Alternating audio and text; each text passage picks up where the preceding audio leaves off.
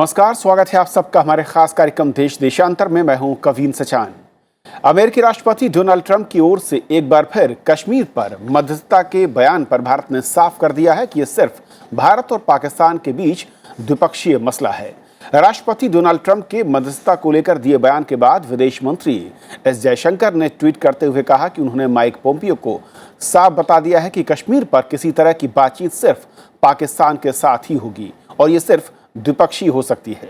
भारत हमेशा से मानता रहा है कि अगर कोई तीसरा पक्ष कश्मीर मुद्दे को सुलझाने में मध्यस्थ की भूमिका निभाता है तो ये शिमला समझौते का उल्लंघन होगा। शिमला समझौते में साफ कहा गया था कि कश्मीर को लेकर भारत और पाकिस्तान के बीच जो भी विवाद है उसे दोनों मुल्क शांतिप्रिय तरीके से खुद सुलझाएंगे और इसके लिए किसी तीसरे देश के दखल की जरूरत नहीं है। तो आज समझेंगे कि आखिर बार बार डोनाल्ड ट्रंप कश्मीर को लेकर इस तरह के बयान क्यों दे रहे हैं, उनकी मंशा क्या है और भारत ने जिस तरीके से स्टैंड लिया है उसके बाद क्या ये माने कि अमेरिका की ओर से इस तरह के बयान आने बंद होंगे या फिर इसके पीछे कहीं कोई और मकसद है। हमारे साथ तीन खास मेहमान हैं। प्रोफेसर हर्ष वी पंत हमारे साथ हैं, प्रमुख हैं सामरिक मामलों से, ORF से आप हैं, स्वागत है। आलोक बंसल हमारे साथ हैं, निदेशक हैं इंडिया फाउंडेशन से, बहुत बहुत स्वागत आपका। विवेक काटजू जी हैं, पूर्व राजदूत, बहुत स्वागत है सर। विवेक सर, शुरुआत में आपसे करना चाहूँगा। ट्रंप साहब हालांकि अपने बयानों को लेकर खासी चर्चा में रहते हैं, लेकिन कोई एक राष्ट्रपति अगर बार बार एक ही तरह के बयान और विवादित बयानों की तरफ बढ़ता हुआ नजर आए, एक विवाद खत्म नहीं हुआ, दूसरी बार फिर कश्मीर को लेकर उनका एक बयान, कैसे देखते हैं? ये महज एक बयान के तौर पर है या कोई रणनीति है या इसके पीछे कोई बड़े कारण हैं? देखिए, मुझे इसमें दो टिप्पणियां करनी है। पहली ये कि अगर और कोई अमेरिकी राष्ट्रपति इस तरह की टिप्पणी करता या इस तरह का ऑफर देता तो हमें उसको बहुत गंभीरता से लेना था। लेकिन जैसे आपने ठीक फरमाया, ट्रंप जो हैं वो बयान, मैं तो इस्तेमाल नहीं करना चाहता ये शब्द, लेकिन उल जलूल बयान उनसे आते हैं और उनके बयानों पर ज्यादा तवज्जो नहीं देनी चाहिए।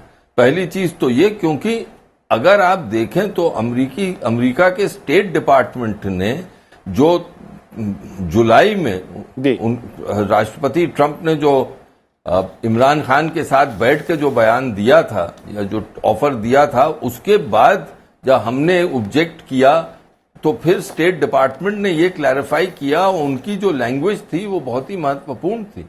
उन्होंने ये कहा कि कश्मीर का मसला भारत और पाकिस्तान के बीच की बायलैटरल टॉक्स का मसला है और हम चाहते हैं कि भारत और पाकिस्तान बैठें और बात करें। और फिर उन्होंने कहा कि अगर अमेरिका की कोई मदद कर सकता है तो वो मदद करेगा। ये पुराना एक स्टैंड अमेरिका का रहा है और वही उन्होंने दोहराया। तो मैं तो इस स्टैंड पर जाऊंगा, मैं जो राष्ट्रपति ट्रंप बार बार कह रहे हैं उस पर नहीं जाऊंगा। मेरी पहली टिप्पणी ये है। दूसरी ये कि इस वक्त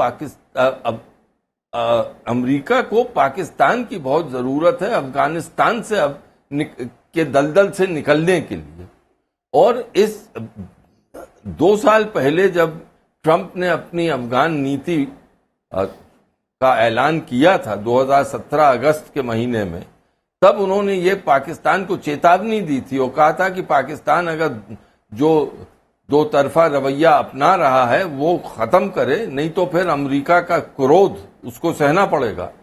वो ट्रंप और आज के ट्रंप में जमीन आसमान का फर्क है।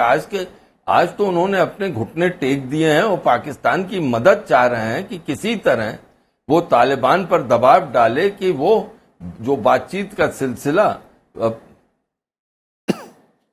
अमेरिका और तालिबान के बीच में हो रहा है वो समाप्त हो और फिर अमेरिका अपनी सेनाएं अफगानिस्तान से वापस ले जा सके। एक प्रकार से अमेरिका की सामरिक शिकस्त हुई है अफगानिस्तान में और अब तो एक डॉक्यूमेंट ऑफ सरेंडर साइन हो रहा है जिसके अंदर पाकिस्तान की मदद है। तो ऐसे उल जलूल बयान तो आते ही रहेंगे। हमें बहैसियत राष्ट्र उस पर तवज्जो नहीं देनी चाहिए। Okay sir. हर्ष जी, जैसे कि कहा काजू साहब ने कि अफगानिस्तान के दलदल में जिस तरीके से अमेरिका फंसा हुआ है और उसे ऐसा लगता है क्या कि सिर्फ पाकिस्तान के सहारे के साथ ही वो बाहर निकल सकता है और इसीलिए कहीं ना कहीं पाकिस्तान की तरफ उसे खुश करने या उसके सपोर्ट के लिए इस तरह के बयान या फिर वाकई अमेरिकी राष्ट्रपति इस तरह के कश्मीर जैसे मसलों की जो कहूँ मैं पेचीदगियों को नहीं समझते हैं कि क्या समझौते हुए हैं, उनको बयान क्या देना चाहिए, और ये महज एक उनका जो बाकी बयान आते हैं कि कुछ भी अगर वो बोल जाएं किसी मुद्दे पर, उसी तरीके से देखना चाहिए? देखिए, अगर आप उनके दो बयान देखें जो उन्होंने पहले दिया था, जब इमरान खान साहब के बगल में बैठकर उन्होंने ये कहा था कि प्रधानमंत्री मोदी ने उनसे कहा है मध्यस्थता के लिए और इसलिए वो ये प्रपोज़ल रख रहे हैं, और आज का बयान उनका देखें जो जिसमें कि वो ये कह रहे हैं कि अगर प्रधानमंत्री मोदी कहेंगे तो मैं मध्यस्थता के लिए तैयार हूँ, उसमें भी उसी में फ़र्क आ गया है। तो कहीं पर एक तो वो मुझे नहीं लगता कि समझ रहे हैं कि वो कहाँ पर जाने की कोशिश कर रहे हैं, किस मुद्दे से, और जो मुद्दा इस तरह की जटिलताओं से घिरा हुआ है जिसकी पेचीदगी मुझे नहीं लगता कि वो समझ पा रहे हैं, और इसके चलते जो अपनी बयानबाजी वो कर रहे हैं वो कहीं पर एविडेंटली फ्लॉड नज़र आ रही है, क्योंकि आपने एक हफ्ते में ही अपना डायरेक्शन चेंज कर लिया। और कहीं पर जब उनको पहला बयान जब उनका आया, उसके बाद जैसा कि एम्बेसडर काजू ने भी जिक्र किया, स्टेट डिपार्टमेंट ने उसको रिट्रैक्ट किया, बैक पैडलिंग करी, तो अब कहीं पर थोड़ा सा उनको लगा है कि मुझे डिप्लोमेटिकली इसको कैसे हैंडल करना है, तो उन्होंने दूसरा बयान दिया जिसमें उन्होंने ये कहा कि हाँ, ये तो दोनों की मदद होगा, अगर मोदी जी चाहेंगे तो मैं कोशिश करूँगा मध्यस्थता करने की। तो वो बदलाव हम देख रहे हैं, लेकिन ये बात बिल्कुल जायज़ है कि कहीं पर अफ़गानिस्तान का मुद्दा बहुत बड़ा मुद्दा है अमेरिका के लिए, और ख़ासकर ट्रंप एडमिनिस्ट्रेशन के लिए। ट्रंप साहब जब शुरू में फिर जिसका जिक्र हुआ था 2017 में, जब उन्होंने अफ़गानिस्तान की साउथ एशिया स्ट्रैटेजी उन्होंने अपनी जब रिलीज़ करी थी, उसमें पाकिस्तान के ऊपर दबाव बनाने की कोशिश करी थी, और दबाव डिस्पैशनेटली अगर आप देखें तो दबाव पिछले 2 सालों में काफ़ी बना है। ऐसा नहीं है कि जो ट्रंप एडमिनिस्ट्रेशन ने किया है पाकिस्तान के खिलाफ वो अनइम्पॉर्टेंट है भारत के मद्देनज़र। अमेरिका ने काफ़ी हद तक वो जो प्रेशर था उसको डालने की कोशिश करी, लेकिन अगर आप वापस जाएं तो गौर करें कि ट्रंप साहब किस मुद्दे पर इलेक्ट होकर आए थे। वो इस मुद्दे पर इलेक्ट होकर आए थे कि मैं दोनों जगह से अपनी सेनाएं वापस बुलाऊंगा। तो इराक से तो उन्होंने रैप अप कर दिया, बच गया अफगानिस्तान। अब अफगानिस्तान में जब उनको लगा कि ये काम नहीं करेगी मेरी स्ट्रैटेजी, 2021 आ रहा है, मुझे वापस से जाना है लोगों के सामने और अपना बैलेंस अकाउंट देना पड़ेगा, तब उनको लग रहा है कि अब मैं कैसे निकलूं 2021 से पहले, जब मैं इलेक्शन कैंपेन में जाने से पहले मुझे दिखाना है कि मैंने वहां से भी अपना वादा पूरा कर लिया है, जो कि उनके बेस को काफ़ी उत्तेजित और उत्साहित करेगा ये बयान कि अगर वो ये दिखा पाएँ कि अफगानिस्तान से भी सेना वापस आ रही है। तो वहाँ पर उनको पाकिस्तान की बिल्कुल ज़रूरत है, शॉर्ट टर्म में ज़रूरत है, और वो उसके लिए किसी हद तक जाने के लिए तैयार है। तो उन्होंने यहाँ पर खिलवाड़ करना शुरू कर दिया अपनी इंडिया पॉलिसी से या कश्मीर पॉलिसी से। मैं ये तो नहीं कहूँगा कि इंडिया की पॉलिसी जो अभी पिछले कुछ हफ्तों में हुई है उससे बहुत बड़ा कोई परिवर्तन आया है, लेकिन ये ज़रूर हुआ है कि जो एक वातावरण था, एक माहौल था, वो ज़रूर बिगड़ जाता है अगर आप बार बार कश्मीर की बात करेंगे। भारत और अमेरिका के जो संबंध है उस पर एक तरह से प्रश्न चिन्ह ज़रूर लगता है कुछ मायनों में कि एक ऐसा देश जो कि जिसके साथ हमारी स्ट्रेटेजिक पार्टनरशिप है, वो अगर इस तरह के वहाँ का राष्ट्रपति इस तरह की बयानबाजी करेगा तो उसका इम्पैक्ट ज़रूर पड़ेगा। लेकिन ग्राउंड रियलिटीज़ ये भी हैं कि ज़्यादा तवज्जो देने की ज़रूरत नहीं है। आलोक जी, भले ही हम कहेंगे तवज्जो ना मिले, लेकिन ट्रंप साहब का इंटरेस्ट पाकिस्तान को लेकर ज़्यादा है, अब मुझे ऐसा लगता है, या फिर कहूँ कि अफगानिस्तान को लेकर ज़्यादा है या कश्मीर को लेकर। जितनी चर्चा वो अफगानिस्तान को लेकर नहीं कर रहे हैं, पिछले एक हफ्ते में कश्मीर को लेकर 2 बार बयान, जैसे कि हर्ष ने बिल्कुल ठीक कहा। पहले आप बोलते हैं कि मोदी जी ने कहा था कि आप मध्यस्थता कीजिए, एक हफ्ते के अंदर आप कहते हैं कि अगर वो कहेंगे तो मैं कर सकता हूँ। आखिर क्या कहना चाहते हैं और क्या करना चाहते हैं ट्रंप? देखिए, अगर ट्रंप साहब के राष्ट्रपति ये जो पूरी उनकी जो टेन्योर है, अगर उसको आप देखें तो इस तरीके की आपको 50 स्टेटमेंट्स मिल जाएंगी। किस तरफ उठे वो, किस डायरेक्शन से उठे, उसके ऊपर ट्वीट्स आती हैं उनकी। अगर आप देखें अफगानिस्तान की बात कीजिए, जब चुनाव लड़ रहे थे उन्होंने कहा अफगानिस्तान से पूरी तरह उठा लेंगे। उसके बाद उन्होंने एक वक्तव्य दिया कि नहीं, मैं जब चुनाव लड़ रहा था बात अलग थी, अब यहाँ बैठ के मुझे अलग चीज़ लग रही है, और अफगानिस्तान में सेनाएं रहेंगी, कितनी रहेंगी, कब तक रहेंगी, ये वहाँ का लोकल कमांडर डिसाइड करेगा। फिर जब सेना के अधिकारियों से उनका मतभेद हुआ, उनको सैक कर दिया गया। अब वो अफगानिस्तान से भागना चाह रहे हैं, भागते भूत की लंगोटी भली, किसी भी तरीके से एक फेस सेविंग डील मिल जाए, हम निकल जाएं। ऐसा नहीं है कि अब अमेरिका अफगानिस्तान के दलदल में फंसा हुआ है। अफगानिस्तान में अमेरिका है, क्योंकि उनके राष्ट्रीय हितों के लिए आवश्यक है। 9/11 के बाद अमेरिका ये समझ गया कि जिस तरीके से उन्होंने अफगानिस्तान को पहले छोड़ दिया था वो उनके राष्ट्रीय हित में नहीं है। ये आवश्यक है कि वहां पे उनकी प्रेजेंस रहे, और मुझे नहीं लगता कि आज की डील के बाद भी अमेरिका पूरी तरह से गायब होने वाला है, वहां रहेगा। लेकिन एक ये जो फेस सेविंग डील चाहिए, जो उनको 2020 के चुनाव से पहले चाहिए ना, उसके लिए वो पाकिस्तान के ऊपर निर्भर है। ये दुर्भाग्य की बात है कि इतने दबाव के बावजूद वो नहीं कर पाए जो वो चाह रहे थे। अब वो पाकिस्तान के आगे घुटने टेक दिए करीब करीब उन्होंने। अगर आप देखें तो इमरान खान के जाने के बाद से जिस तरीके का पाकिस्तान मीडिया गाने गा रहा है, व्यापार 4 गुना बढ़ेगा और कोलिशन सपोर्ट फंड भी वापस मिल जाएगा, जो इकोनॉमिक चीज़ें रखी हुई थी वो भी वापस आ जाएंगी।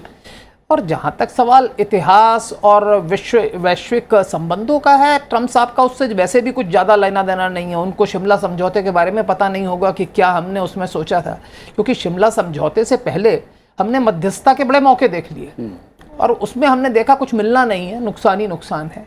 तो इसलिए शिमला समझौते के बाद ये पूरी तरह से कलमबद्ध कर दिया गया कि ये जो मुद्दा है ये द्विपक्षीय है और इसको द्विपक्षीय रूप में ही समझाना पड़ेगा। उसके बाद भारत ने कभी भी किसी तीसरी पार्टी का कोई लोकस स्टैंडाई नहीं माना है इस मामले में, चाहे वो यूएन मोगेप हो या कोई हो। हमने उसको कभी भी उसके अस्तित्व को हमने कोई भाव नहीं दिया है।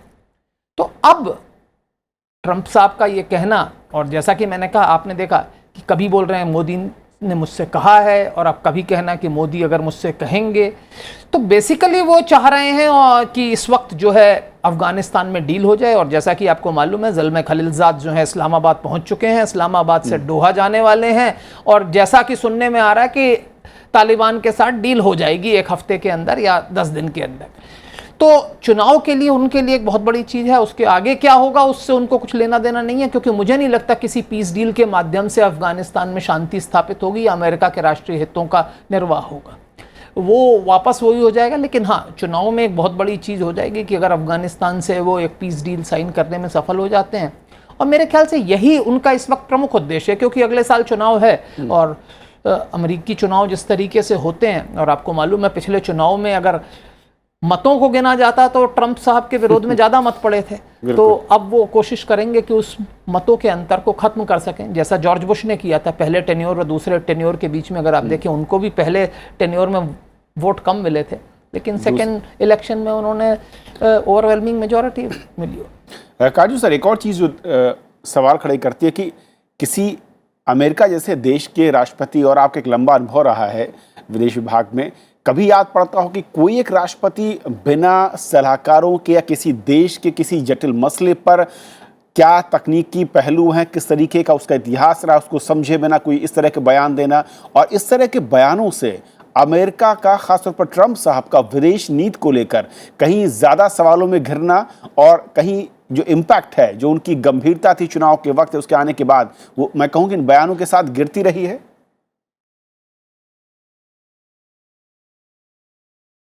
देखिए, ट्रंप बिल्कुल एक यूनिक प्रेसिडेंट है।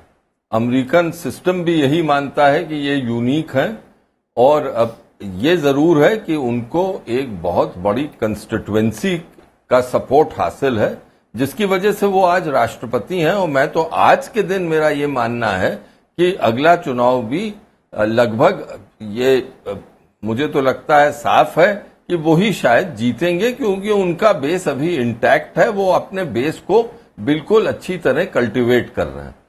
अच्छा, दूसरी बात यह है कि ये तो हकीकत है कि अमेरिका का राष्ट्रपति दुनिया का सबसे पावरफुल पॉलिटिकल लीडर होता है, चाहे वो कैसा भी हो। वो ऑफिस, अमेरिका के राष्ट्रपति का ऑफिस इस तरह का है, पोजीशन इस तरह की है, उसकी पावर्स इतनी ज्यादा हैं और विश्व में उसका प्रभाव इतना ज्यादा है कि कोई भी अमेरिका का राष्ट्रपति हो, उसको दुनिया को सहना ही पड़ता है, सफर करना पड़ता है, इसके अलावा कोई चारा नहीं। हाँ, अब ट्रंप साहब जो हैं वो अमेरिका की विदेश नीति पर क्या डैमेज कर रहे हैं लॉन्ग टर्म, ये तो आगे जाके आगे वाला समय ही बताएगा। लेकिन जब तक वो राष्ट्रपति हैं, हर देश सतर्क रहता है कि ट्रंप साहब को किस तरह हैंडल किया जाए, क्योंकि यह हकीकत है कि उनको हैंडल करना ही करना है। हर विदेश, मैं समझता हूं कि हर विदेश मंत्रालय और हेड ऑफ गवर्नमेंट का दफ्तर आज के दिन इसी मामले में जोड़ा रहता है कि अगर वो टिप्पणी करें तो उस टिप्पणी को किस तरह हैंडल करें। तो मेरा ये भी मानना है कि इन टिप्पणियों के दो पहलू होते हैं। एक डिप्लोमेटिक पहलू है, राजनयिक पहलू। उसमें तो जैसे अभी उन्होंने टिप्पणी करी, वो मध्यस्थता की, उसमें राजनयिक इसका इतना महत्व नहीं है, क्योंकि हमारा जो स्टैंड है वो साफ है। दूसरा पहलू है राजनीतिक पहलू, और वो हर देश के घरेलू राजनीति से संबंधित है। तो हाँ, ये जरूर है कि जब उन्होंने पहले दिन टिप्पणी की थी तो थोड़ी देर के लिए हमारी सरकार एम्बैरेस हुई पॉलिटिकली कि भाई ट्रंप राष्ट्रपति है अमेरिका का, वो ये कह रहा है। और फिर ये बहुत ही रेयर होता है कि कोई देश अमेरिका के राष्ट्रपति के बयान को पूर्ण रूप से खंडन करे, जैसे कि हमने किया, और हम विवश थे, हमने किया, और फिर अमेरिका का राष्ट्रपति उस खंडन को एक किस्म से अपने स्ट्राइड में ले, जैसे अंग्रेजी में कहते हैं take it in your stride and move ahead. मैं आखिरी चीज आपसे कहूंगा, अगर आप उनका 22 जुलाई की टिप्पणी देखें तो उसी के अंदर एक विरोधाभास है। पहले उन्होंने कहा कि मोदी जी ने उनसे आग्रह किया, या मोदी जी ने कहा कि आप इसमें इंटरवीन करिए, मीडिएट करिए, आर्बिट्रेट करिए। अब पहले तो आर्बिट्रेट और मीडिएट ही बहुत अलग चीजें हैं, जो हम सब जानते हैं और ट्रंप जी भी जानते हैं। और कोई ये हो ही नहीं सकता है कि कोई भारत का प्रधानमंत्री किसी और विदेश नेता से मीडिएशन या आर्बिट्रेशन की मांग करे कश्मीर के बारे में। लेकिन उसके बाद जब इमरान खान ने कहा कि हाँ आप करिए, तो वो कहते हैं कि मैं मोदी जी से अब पूछूंगा। तो अगर मोदी जी ने कहा था तो पूछने की कहां पे आवश्यकता आन पड़ी? तो अगर आप उसका टेक्सचुअल एनालिसिस करिए 22 जुलाई की कमेंट का, तो उसी में दिखता है कॉन्ट्रडिक्शन। इसीलिए मैंने आपसे कहा कि ट्रंप साहब की बातों को ऐसी टिप्पणियों को इतनी गंभीरता से नहीं लेते हैं। और एक पूर्व राजनयिक के हैसियत से मैं तो जो वहां का स्टेट डिपार्टमेंट है कह रहा है उस पर ज्यादा ध्यान देता हूं। अगर वहां पे बदलाव आ रहा है तब हमें सतर्क होना चाहिए। ट्रंप जी तो ऐसी चीजें कहते हैं, उसको हमारे एक स्ट्राइड में लेना है। और जहां तक मुझे मालूम है कि हमारे ऑपोजिशन लीडर्स ने भी कहा है कि भाई ऐसे बयान आते हैं, इसको ज्यादा ध्यान नहीं देना चाहिए। बिल्कुल। आलोक जी, और जो खबर से आई कि पाकिस्तान को जो सैन्य सहायता की बात, जिसको लेकर भारत ने विरोध भी जताया, और जब आज जयशंकर साहब ने ट्वीट किया कि उन्होंने माइक पोम्पियो को साफ बता दिया कि क्या इशू है और किस तरीके से है, जैसे कि कहा कि बाकी जो होम डिपार्टमेंट है या फिर जो राष्ट्रपति ऑफिस है, उनके लिए बड़ी मुश्किल है कि ट्रंप साहब क्या ट्वीट करेंगे और कहाँ किसके खिलाफ बयान देंगे, उसको कैसे टैकल हैंडल किया जाएगा। ये तो साफ दर्शा रहा है। अगर आप देखें कितने सेक्रेटरी ऑफ स्टेट सैक हो गए, कितने NSA बदल गए, क्योंकि ट्रंप साहब कब क्या बोलेंगे उनके स्टाफ को तो पता ही नहीं होता। अगर आप देखें पिछले सेक्रेटरी ऑफ स्टेट को जब सैक किया, उन्होंने कहा, वो कह रहे हैं कि ईरान सब कुछ ठीक कर रहा है और मैं सोचता हूँ कुछ भी नहीं कर रहा। अब जब ऐसे ऐसे विरोधाभास होंगे, क्योंकि जो आदमी एक सेक्रेटरी ऑफ स्टेट है या NSA है, वो किसी इनपुट के ऊपर काम कर रहा है, उसको जो है जानकारी मिल रही है, उसको इन्फॉर्मेशन मिल रही है। अब यहाँ आप सोते सोते डिसाइड करते हो सुबह उठ के कि आप क्या करोगे, तो उसमें तो विरोधाभास होना ही है। तो वो विरोधाभास दिख रहा है। देखिए इस देश में क्या है, कई लोग बड़े खुश थे जब ट्रंप साहब राष्ट्रपति बने कि एक ट्रंप बन गया, लेकिन मैं हमेशा से कहता आ रहा हूँ कि ऐसा आदमी जो कुछ भी कर सकता है, वो मुझे नहीं लगता कि भारत के लिए बहुत ही निश्चिंतता की विषय, क्योंकि आज उन्होंने कुछ कहा, कल कुछ और कहेंगे, परसों, तो इस तरीके के एंशियस मूवमेंट्स हमारे लिए आते रहेंगे। लेकिन अमेरिका और भारत के बीच में जो एक जुड़ाव है वो एक कॉमन वैल्यूज का है, जो प्रजातंत्र और जो बहुलता का जो सिद्धांत है जिसके ऊपर भारत और अमेरिका की नींव रखी गई है, वो हम दोनों राष्ट्रों को साथ लाता है। तो इसलिए लॉन्ग टर्म में तो हमारे रिलेशंस अच्छे होने ही हैं। इसीलिए स्टेट डिपार्टमेंट देखिए या आप पेंटागन देखिए, उनके जो विचार हैं हमारे प्रति वो स्थिर हैं। लेकिन अब जब एक व्यक्ति विशेष के विचारों की बात करोगे, अब सौभाग्य से दुर्भाग्य से जो भी कहें, वो व्यक्ति जो है अमेरिका का राष्ट्रपति है, सबसे पावरफुल व्यक्ति है, जैसे एम्बेसडर काटजू ने कहा, और उनके विचार जो है मायने रखते हैं। जब सेक्रेटरी ऑफ स्टेट उनसे नहीं मिलते तो सेक्रेटरी ऑफ स्टेट को सैक कर दिया जाता है, जब एनएसए नहीं मानता तो उसको कर दिया जाता है, जो जनरल नहीं मानता उसको हटा दिया जाता है। तो he has been one of the, जितने लोगों को इन्होंने सैक किया है शायद मेरे ख्याल से अमेरिका के इतिहास में किसी राष्ट्रपति ने शायद नहीं किया हो, अपने ही अपॉइंटेड लोगों को। तो ऐसी स्थिति में समस्याएं हैं और हमको इनसे डील करना है। और भारत के विदेश मंत्री ने बिल्कुल साफ साफ शब्दों में जिस तरीके से बताया, पहले संसद में बताया और उन्होंने बताया कि हमने भाई कभी भी इस तरीके का कोई निवेदन आपसे नहीं किया है कि आप इसमें मध्यस्थता करें। और भारत का ये मानना है कि शिमला समझौते के बाद किसी तीसरे राष्ट्र की, किसी भी तीसरी एंटिटी की कोई भूमिका इस मामले में रही नहीं जाती। तो हमने अपना मत बिल्कुल स्पष्ट कर दिया है। पाकिस्तान को सेना सहायता के बारे में भी बता दिया, पाकिस्तान की अन्य सहायता के बारे में भी बता दिया।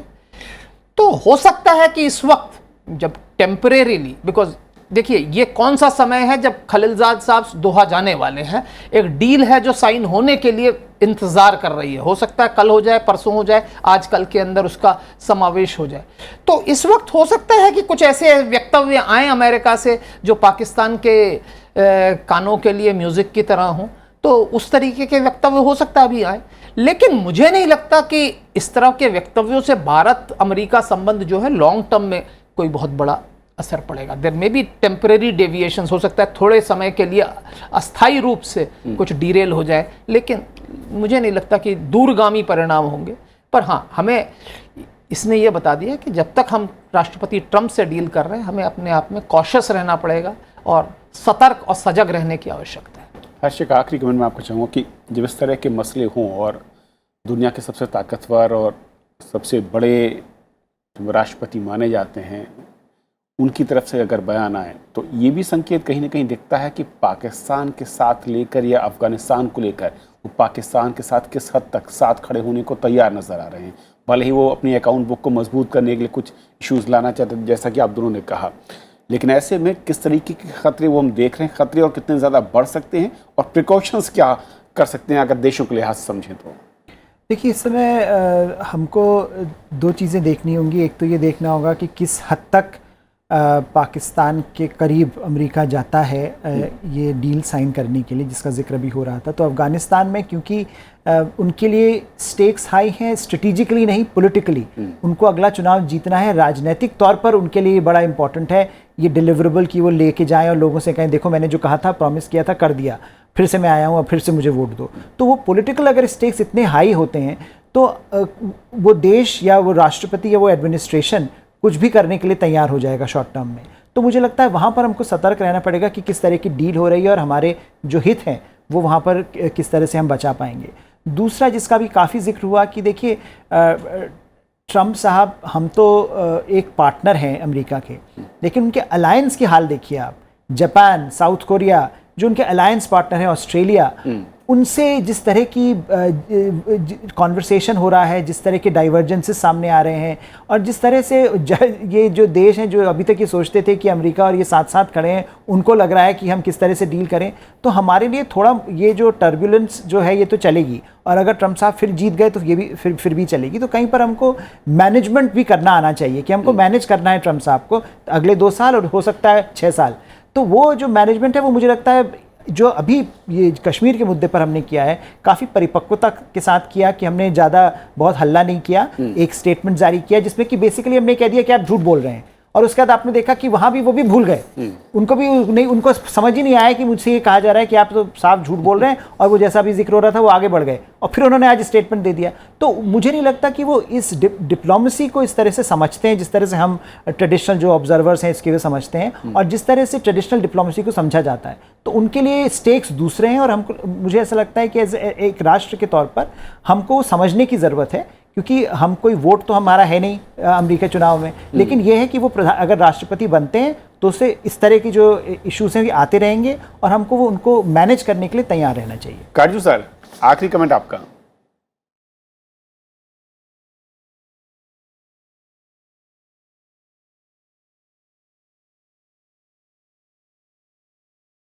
चलिए, शायद उन तक आवाज़ नहीं जा पा रही, लेकिन बहुत बहुत शुक्रिया आप तीनों मेहमानों का हमारे साथ इस चर्चा में शामिल होने के लिए और समझाने के लिए कि आखिर डोनाल्ड ट्रंप बार बार कश्मीर को लेकर मध्यस्थता की बात क्यों कर रहे हैं, उसके पीछे के कारण क्या हैं और क्या वो चाहते हैं और क्यों चाहते हैं। फिलहाल आज इतना ही। नमस्कार।